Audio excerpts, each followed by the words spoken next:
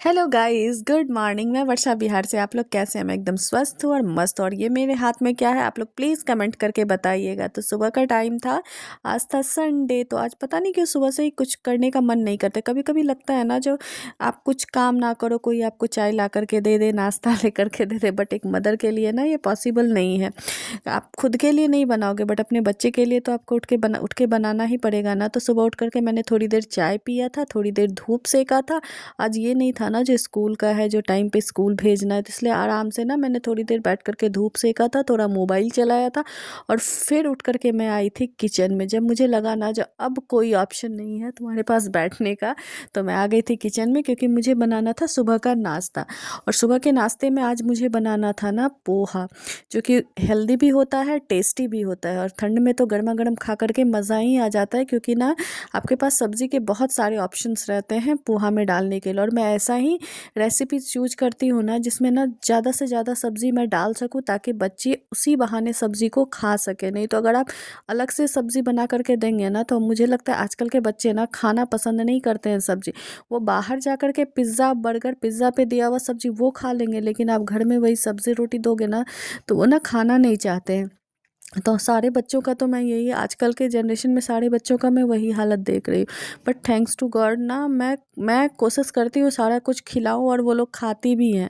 तो फिर मैंने फ्रिज खोला, तो मुझे लग रहा था पता नहीं सब्जियां हैं कि नहीं है, क्योंकि आज था संडे। और सैटरडे संडे को ना मैं सब्ज़ी नहीं खरीदती हूँ, क्योंकि हमारे घर में नॉनवेज रहता है। तो फिर क्यों ही खरीद करके, बासी सब्ज़ी तो खाने में टेस्ट भी नहीं लगता है, तो क्यों ही खरीद करके ना मैं फ्रिज भरूँ। और घर के बगल में ही सब्ज़ी मंडी है, तो आराम से वॉक करके भी जाती हूँ ना डेली, तो मैं सब्ज़ी ले करके आती हूँ। और सब्ज़ी के मामले में ना कोई कॉम्प्रोमाइज़ नहीं, मैं एक एक सब्ज़ी ना खुद से चुन करके लाती हूँ, अपने पतिदेव पे नहीं छोड़ती हूँ।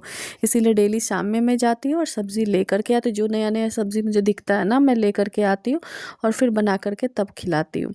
तो बस फिर मैंने फ्रिज खोला था ना, तो उसमें गोभी था और गाजर था, और मैं फ्रीज़र में तो मटर था ही, तो बस हो ही गया पोहे के लिए ना। ये चीज़, तीनों चीज़ें थी तो सफिशिएंट था। तो बस फिर मैंने सारे सब्जियों को मैंने अच्छे से साफ़ कर लिया था, और फिर उसे ना काटने लग गई थी, ताकि सारा प्रिपरेशन मैं करके रखूँ ना, तो मुझे दिक्कत ना हो बनाने में, और फटाफट मैं नाश्ता बना लूँ। तो जब सारा सब्ज़ी वगैरह प्याज वगैरह काट करके मैंने रख दिया था साइड में। और मेरी एक ये आदत है ना, मुझे कुछ भी बनाना रहता है ना, तो मैंने प्रिपरेशन ना पहले कर लेना होता है।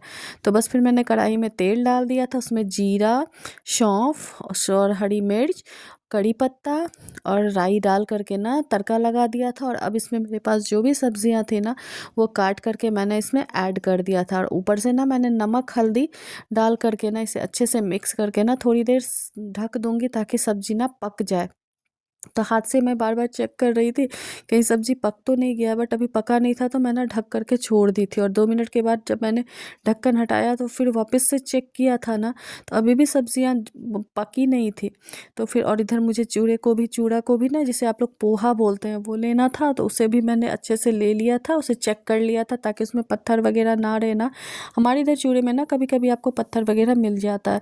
उसे अच्छे से मैंने झाड़ लिया था, और अब उसे पानी में अच्छे से धो करके ना एक चलनी में मैंने छोड़ दिया था 5 मिनट के लिए।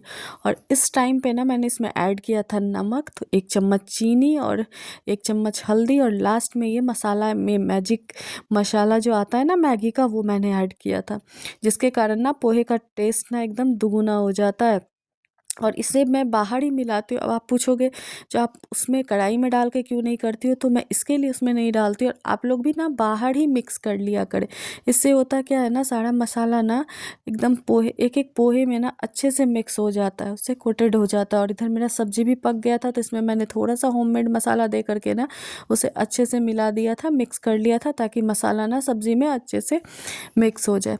और इस टाइम पे मैं इसमें ऐड कर दूंगी ये पोहा मिक्स किया हुआ। तो बस फिर क्या था, इसे मैंने एकदम इसके ऊपर डाला था, और इसे ये छलनी से ना अच्छे से मैं चम्मच से ना मिक्स कर रही थी, ताकि सब्ज़ी और पोहा ना एक दूसरे से एकदम अच्छे से मिक्स हो जाए, ताकि इसका टेस्ट ना एकदम ज़बरदस्त आए। और देख रहे हैं कितना खिला खिला मेरा पोहा बनता है। तो आप भी इसी तरीके से बनाइए। कभी भी ना कढ़ाई में डालने के बाद ना आप उसमें नमक हल्दी जो भी आपको डालना रहता है ना, बाहर ही डाल दे, कढ़ाई में डाल के मत डालिए।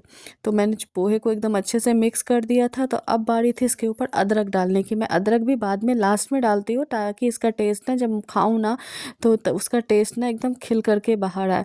तो मैंने अदरक को क्रश करके डाल दिया था और इसे भी मैं मिक्स कर दिया था। और अब था लास्ट इंग्रेडिएंट्स, वो था धनिया पत्ता, क्योंकि ठंड के मौसम में ना मुझे लगता है धनिया पत्ता के बिना ना खाना ही अधूरा रहता है। तो मैंने धनिया पत्ता ना एकदम फ्रेश फ्रेश धनिया पत्ता आजकल मिलता है, तो मैं लेकर के आई तो थी। बस उसे मैंने अच्छे से धो लिया था और बस उसे काट करके पोहे में डाल दिया था, ताकि पोहे का ना टेस्ट दुगुना तिगुना चौगुना हो जाए। वैसे भी मेरे बनाए हुए पोहे का टेस्ट ना वैसे भी दुगुना रहता है, और ऊपर से ये धनिया पत्ता डालने के बाद ना और टेस्ट ना बढ़ जाता है। तो फिर धनिया पत्ता डाल के मैंने गैस को ऑफ कर लिया था और इसे अच्छे से मिक्स कर लिया था। अब बारी थी प्लेट लगाने की, क्योंकि बाहर में ना सब कोई बैठे हुए थे नाश्ते के इंतज़ार में। तो फाइनली मेरा नाश्ता बन के तैयार हो गया था। इसके ऊपर से मैंने अच्छे से ना कच्चा प्याज को काट करके सजा दिया था और उसके साइड में मैंने मूली दे दिया था। तो